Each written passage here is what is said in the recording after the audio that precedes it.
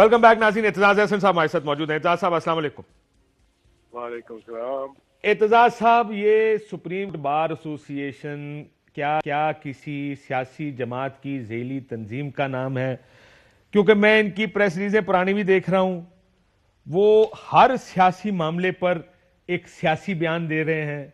वो अफराद के लिए सुप्रीम कोर्ट जा रहे हैं कि इनके साथ आप बड़ी ज्यादती करते हैं। आपको इसमें मेरी बात में कोई सच्चाई नजर आ रही है? आपको लगता है कि मैं बहुत ज्यादा स्ट्रेच कर रहा हूं इस बात को? सर नहीं, थोड़ा सा स्ट्रेस तो मैं भी हुआ हूँ, क्योंकि सुप्रीम कोर्ट बार का एसोसिएशन का आखिरकार सदर रहा हूँ और बड़े एक हंगामी दौर में सदर रहा हूँ और इस किस्म के दबाव और प्रेशर या वो फेस भी करता रहा हूँ। पर इसको बिल्कुल गैर सियासी रखा हमने उस जमाने में भी, जबकि मैं एक सियासी जमात में खुद था और अच्छे नुमाया पोजीशन में था। लेकिन सुप्रीम कोर्ट बार एसोसिएशन को हमने इससे अलहदा रखा और जो मेजर फैसले करने होते थे वो मैं एक पार्लियामेंट बुलाता था, लॉयर्स पार्लियामेंट, आपको याद होगा, जिसमें हर जिले बार का सदर, वाइस प्रेसिडेंट और सेक्रेटरी होते थे। अब क्या हो रहा है सर? ये मेरे सामने प्रेस रिलीज पड़ी है सर, इसमें लिखा है, मैं आप जरा इसकी लैंग्वेज सुनिएगा। ये कोई सुप्रीम कोर्ट बार एसोसिएशन के ये जब नैब, आपको याद होगा नैब के दफ्तर के बाहर गई थी, strongly condemn the unfortunate incident took place outside NAB office at Lahore when the workers of PMLN who were peacefully protesting against the political victimization of Miss Maryam Nawaz Sharif, leader of PMLN, at the hands of NAB।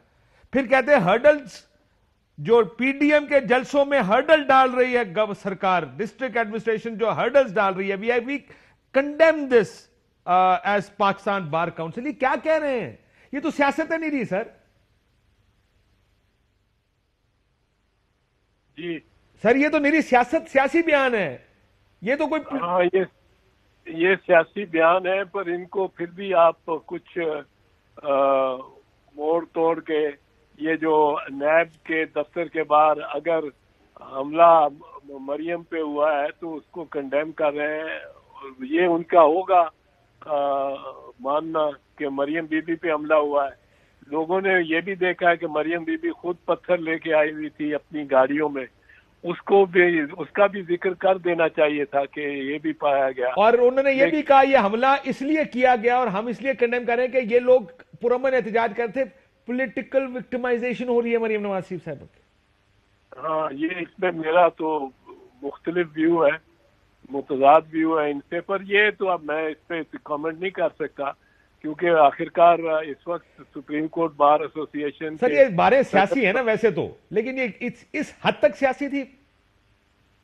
नहीं, सियासी हमने तो एक ऐसी movement चलाई थी और ऐसी सुप्रीम कोर्ट बार एसोसिएशन को रखा था कि जो किसी भी जमात के खिलाफ या किसी के हक में ना हो। एक पॉइंट था कि अदलिया को बहाल किया जाए, अदालती जजों को बहाल किया जाए, चीफ जस्टिस को बहाल किया जाए, और इसमें सारी पार्टियों को इकट्ठा रखना बड़ा मुश्किल होता था कई मरतबा, कि आपके पास जमात इस्लामी भी है और एएनपी भी है आपके सामने। बिल्कुल आप सही कह रहे हैं सर। तो क्या आपको लगता है इस दरखास्त का मकसद मियां साहब की हिमायत करना है और उनको सियासत में वापस लाना है? बज़ाहिर तो ऐसे ही है, सबसे बड़ा बेनिफिशियरी तो मियां साहब ही होगा। पर देखो ना, ये सर अब आ जाए जरा इसके मेरिट पे, क्योंकि आपकी मैं सुना था, मेरा भी ये ख्याल है कि क्या इस सवाए करप्शन पे तायात नहली होनी चाहिए, लेकिन उसके अलावा अगर आपको लगता है कि तायात नहली होनी चाहिए? नहीं, मेरा नहीं ख्याल कि होनी चाहिए, और इस पर मैं क्लियर हूं, मैं कह चुका हूं। 20 साल रखी थी पहले, जो पहला मुसवदा आया था नैब ऑर्डिनेंस का 1999 में, 1999 नवंबर में, उसमें 20 साल रखी गई थी, और उसको अब उन्होंने एक चूंकि इंटरेस्ट नया ही आया था, तो हमने सुप्रीम कोर्ट में पिटीशन की थी, असफंदियार वली ने की थी, और इस लॉ को चैलेंज करने कोई बेनिफिशियरी उसका नहीं था, इंडिविजुअल बेनिफिशियरी, अभी उस पर काम नहीं था शुरू हुआ। उस पे अमल दरामद इतना शुरू नहीं था हुआ, उसमें 20 साल रखी सर गई कितना थी। आपका ख्याल है करप्शन केसेस में तायात होनी चाहिए? नहीं होनी चाहिए। मैं सर समझता हूँ कि करप्ट आदमी जो एक दफा चोर पकड़ा जाए उसको आप दोबारा बिल्ली को दूध की राखी बिठा सकते हैं? उसको सजा उसके तहत 25 साल उम्र कैद, लाइफ इम्प्रिजनमेंट जो है वो उसको इम्प्रिजनमेंट मिल गई, तो उसको अब डिस्क्वालिफिकेशन की क्या जरूरत है, और वैसे ही वो डिस्क्वालीफाई हो जाएगा अंडर दी 62 63।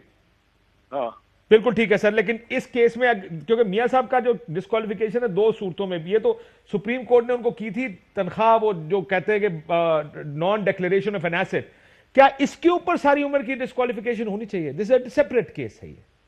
देखें, ये मैं एक चीज बता दूं, ये उनको हुई थी कि उन्होंने अकामा रखा हुआ था। नहीं नहीं सर, और वो अकामा एक सेपरेट चीज है।